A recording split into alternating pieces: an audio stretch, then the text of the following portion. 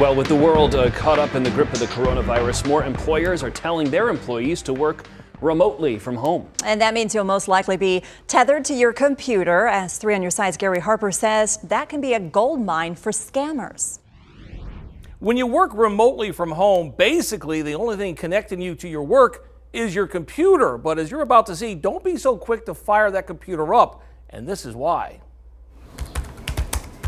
With countless people working from home these days due to COVID-19, your number one priority is to make sure your computer is ready. Bad guys are probably licking their chops thinking, hey, we got a bunch of new victims that, that have highly valuable targets behind them. King Colburn is a Valley technology expert with Data Doctors. He says if you're working from home, make sure your computer software is up to date. This is vital. If not, you could allow a hacker into your company's network. It can happen when you click on a link and the scammer is in. The terminal that you're using remotely has now become the weakest link in the corporate security chain. Colburn also says don't use a shared computer, particularly a family computer used by children. The bad guys hide things in free downloads.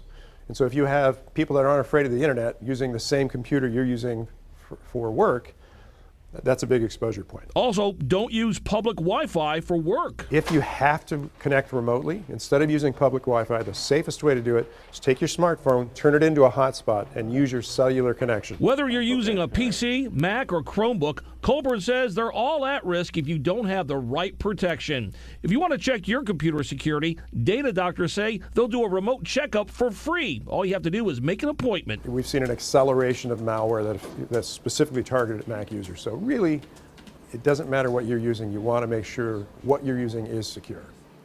I've mentioned it before, but of course it's worth mentioning again, and that is to always have a long and strong password. That way you can trip up any hackers who are trying to get into your computer.